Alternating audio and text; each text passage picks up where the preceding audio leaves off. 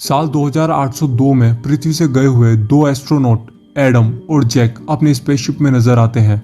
वे एंटेरिस नाम के एक प्लेनेट के लिए उड़ान भर रहे हैं, जिसके बारे में अफवाह है कि वहाँ इंसान रहते हैं। हमें पता चलता है कि एक खतरनाक वायरस ने महिलाओं को पृथ्वी पर पूरी तरह से बंजर छोड़ दिया है। इसलिए दो एस्ट्रोनॉट इंसानों के लिए एकमात्र उम्मीद बचे हैं।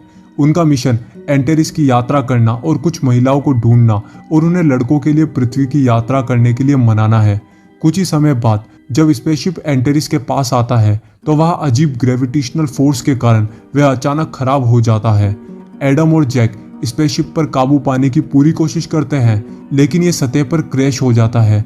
दोनों एस्ट्रोनॉट को मामूली चोटें आई है, लेकिन जैक को थोड़ी ज्यादा चोट आई है। इससे पहले कि अंदर का धुआं उनका दम घोट दे, एडम जल्दी से उसे बाहर निकालता है।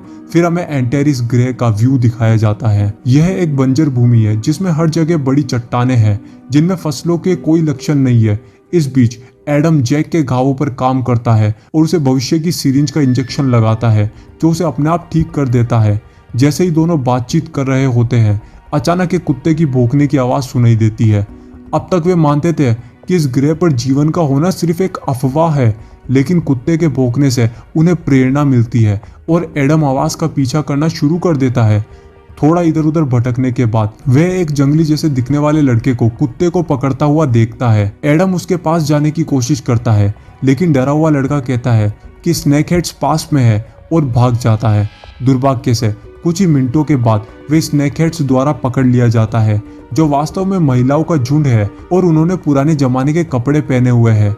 वे जल्दी से छोटे लड़के को हिरासत में लेते हैं, जबकि उनका कुत्ता भाग जाता है। दूसरी ओर एडम उस अजीब जगह का निरीक्षण कर रहा है। तभी एक बड़े से भूकंप ने उसे हिला दिया। वह तुरंत अपनी हाईटेक घड़ी के माध्यम से जैक को फोन करता है और उसे भूकंप का स्कैन लेने के लिए कहता है। इसके बाद एडम एक बड़े मंदिर के सामने आ जाता है। वह चुपके से अंदर घुस जाता है और वहां बड़ी संख्या में महिलाओं को देखकर हैरान रह जाता है। यह पता चला है कि इस ग्रह पर महिलाएं हर चीज पर राज करती है, जबकि मर्दों को गुलाम बनने के लिए मजबूर किया जाता है और उनमें से कुछ ही का उपयोग प्रजनन के लिए किया जाता है। मंदिर के अंदर महिलाएं अपने सर्फेंट लॉर्ड से कुछ प्रार्थना कर रही है। यहाँ हमें पता चलता है कि धार्मिक महिलाएं एक ऐसे ग्रुप से संबंधित है जिसको टैक्सन चलाती है। उसी समय सर्फेंट लॉर्ड भी जमीन से आता है। वो एक बड़ा सा कोबरा है। फिर हमारा परिचय ग्रह एंटेरिस की रानी सुमुरु से होता है, जो ग्रुप के काम से कम खुश लगती है।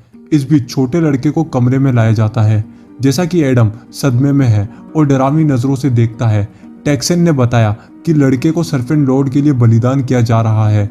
यह सुनकर लड़के की बहन डव, जो रानी के सैनिकों में से एक है, टैक्सन को और उसके ग्रुप के सदस्यों से लड़ने लगती है। यहाँ यह पता चलता है कि मंदिर के अंदर की महिलाएं दो ग्रुप में बटी हुई है, एक जो टैक्सन का काम करती है और दूसरी जो रानी का काम करती है।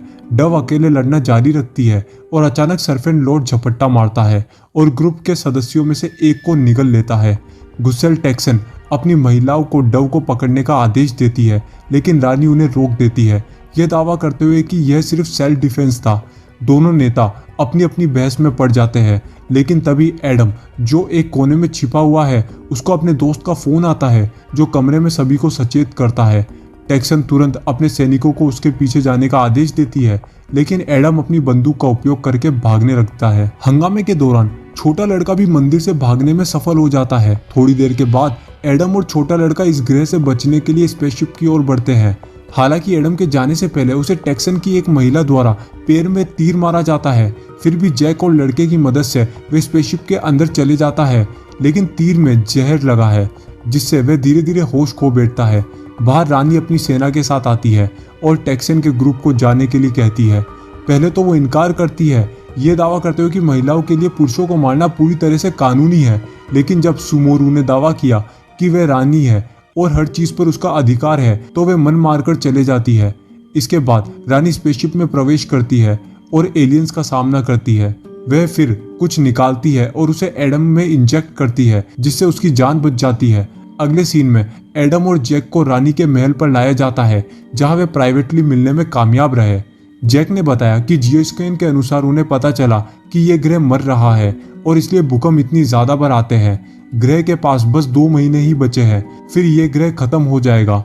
बाद में एडम को पूछताछ के लिए रानी के कक्ष में लाया गया। वह अपना परिचय देता है और बताता है कि वह पृथ्वी ग्रह से है। उसका यह भी दावा है कि एंटेरिस के लोग पृथ्वी के वंशज है, क्योंकि कुछ लोगों को 1000 साल पहले एक टेराफॉर्मिंग मिशन पर भेजा गया था। उन्होंने पहले 100 सालों तक अपने कामों की सूचना दी, लेकिन उसके बाद सभी कम्युनिकेशंस बंद हो गए। पृथ्वी एक घातक युद्ध से गुजर रही थी और इसलिए उन्होंने एंटेरिस पर अपने लोगों के बारे में अधिक जानने की कोशिश नहीं करी। यह सब सुनकर रानी अचंभित हो जाती है, लेकिन वह फिर भी दावों का समर्थन करती है, क्योंकि उनके लेजेंड्स ने पृथ्वी नाम के ग्रह के बारे में बोला है। जैसे ही दोनों बात करना जारी रखते हैं, स्नेक हेड्स का टॉपिक सामने आता है। रानी सुमोरू ने बताया कि लगातार भूकंप के कारण लोग धर्म में लौट आए और तभी टेक्सन ग्रुप पावर में आया। वह एक बेहद शाही परिवार से आती है और उसका मानना था कि रानी बनना उसकी किस्मत में है, लेकिन जनता ने उसे नहीं चुना। यही कारण है कि वह ग्रुप को इकट्ठा कर रही है ताकि एक दिन वह अपने लिए सिंहासन ले सके। जहां तक बड़े कोबरा का सवाल है, वह ऐसे ही दिखाई दिया। हैरान एडम यह समझाने की कोशिश करता है कि ग्रह मर रहा है और सभी को तुरंत खाली कर देना चाहिए, लेकिन रानी आदमी की बात नहीं सुनना चाहती। इसके बजाय वह इस बारे में बात करना शुरू कर देती है कि मर्दों का एंटेरिस पर डोमिनेशन क्यों था। वह बताती है, बहुत साल पहले मर्दों ने प्रकाश की एक बड़ी फ्लैश देखी जिसमें बहुत से लोग मारे गए। उस दिन से महिलाओं का यहाँ पर काबू है और यदि मर्दों को गलत पाया जाता है तो उन्हें मारना पूरी तरह कानूनी है। कुछ ही समय बाद रानी एडम को एक पुरानी खदान में ले जाती है जहाँ सभी पुरुष मजदूर के रूप में काम कर रहे हैं। रानी के अनुसार मर्दों को या तो बलि के लिए या तो गुलामी के रूप में इस्तेमाल किया जाता है और कभी कभी प्रजनन के लिए भी इस्तेमाल किया जाता है। एडम इस जगह को पसंद नहीं करता, लेकिन जब वह अपने विचारों को बोलने की कोशिश करता है तो उसे पीटा जाता है और यहाँ से ले जाया जाता है। दुर्भाग्य से जब गार्ड उसे वापस रानी के निवास तक ले जा रहे हैं, टेक्सन के ग्रुप द्वारा उन पर हमला किया जाता है और वो ग्रुप रानी के सभी रक्षकों को मार डालते हैं और एडम को पकड़ लेते हैं। दुख की बात यह है कि यहाँ डव भी शामिल थी। जैसे ही वह अंतिम सांस लेती है, उसका भाई विल उसकी मदद के लिए आता है, लेकिन तब तक देर हो चुकी होती है। इस बीच एडम को टेक्सन के कक्षों में ले जाया जाता है जहाँ सर्पेंट क्वीन उसे उनके ग्रुप में शामिल होने के लिए कहती है। वे उसे बहकाने के लिए किस भी करती है, हालांकि एडम बुद्धिमान व्यक्ति होने के नाते सीधे मना कर देता है। इससे दोनों के बीच में लड़ाई हो जाती है, लेकिन इससे पहले कि एडम को चोट लगे, रानी, जैक और विल गार्ड की ड्रेस में उसके बचाव में आते हैं। टेक्सन वापस लड़ने की कोशिश करती है, लेकिन रानी के जाने से पहले एक ही मुक्के से उसे बेहोश कर देती है। सुरंगों के माध्यम से अपने रास्ते पर जाते हुए एस्ट्रोनॉट ग्रह की स्थिति पर चर्चा करते हैं और जैक ने खुलासा किया है कि उनके पास पहले की तुलना में और भी कम समय बचा है। रानी उनकी बातचीत को सुन लेती है और अपना लॉकेट निकालती है जिसमें एक विशेष प्रकार का तत्व होता है। उस तत्व को बर्न जोन नाम की जगह से निकाला गया है। वो वही स्थान है जहां 1000 साल पहले पृथ्वी से स्पेसशिप उतरा था। ये सुनकर एस्ट्रोनॉट खुश हो जाते हैं, क्योंकि अगर वे किसी तरह उस जगह पर पहुंच गए और जहाज को फिर से शुरू कर ले तो वे वापस पृथ्वी पर जा सकते हैं। रानी भी उनकी मदद करने के लिए सहमत हो जाती है और साथ में वे बर्न जोन की ओर बढ़ने लगते हैं।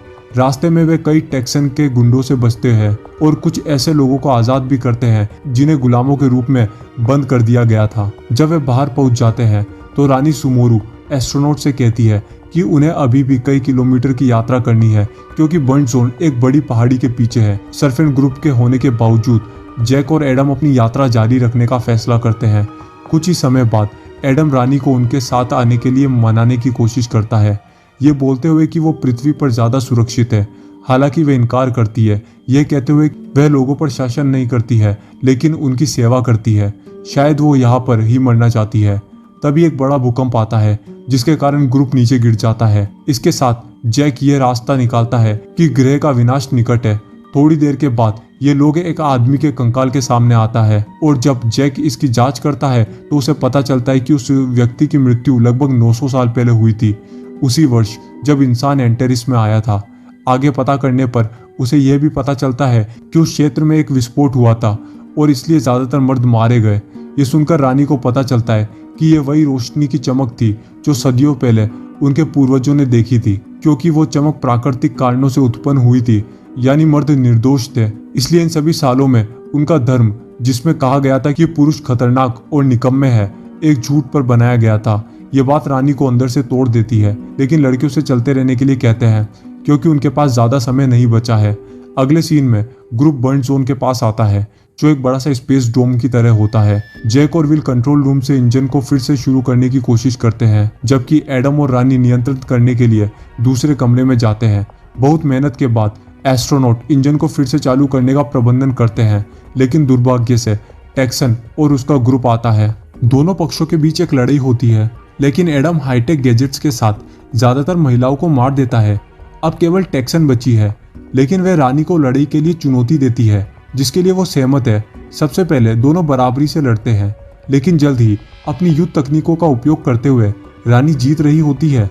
टेक्सन हमला करने के लिए अपने चाकू को आगे ले जाती है, लेकिन एक बार फिर रानी आसानी से पलट जाती है।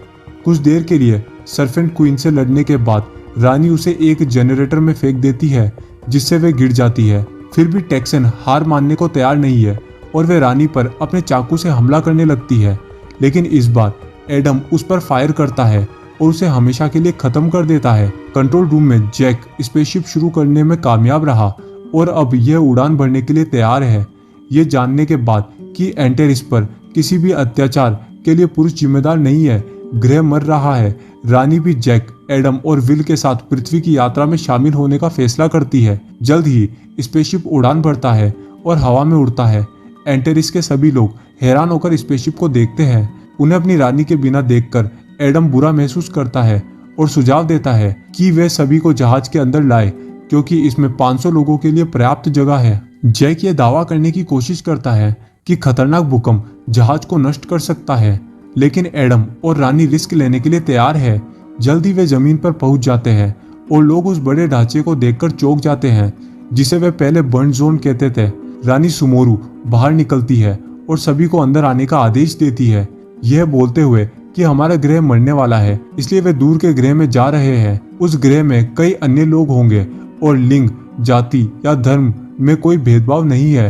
ये सुनकर लोग उत्तेजित हो जाते हैं और वे तुरंत जहाज में आने लगते हैं। हालांकि इससे पहले कि जैक और एडम स्पेसशिप को ग्रह से दूर ले जा सके, एक बड़े पैमाने पर भूकंप सभी हिला देता है। जब वे बाहर देखते हैं तो वे देखते हैं कि वो बड़ा सा कोबरा जहाज पर हमला कर रहा है। समय समाप्त होने के साथ एडम जैक को चलने को बोलता है और सौभाग्य से जैसे ही वे ऐसा करते हैं, सांप स्पेसशिप से निकलने वाली आग के कारण मर जाता है। इसके साथ स्पेसशिप अंत में उड़ान भरता है और हमेशा के लिए एंटेरिस ग्रह को छोड़ देता है। इस तरह की और वीडियो देखने के लिए सब्सक्राइब करें, नोटिफिकेशन बेल चालू करें और चैनल को मदद करने के लिए वीडियो को लाइक करें। वीडियो देखने के लिए दिल से धन्यवाद।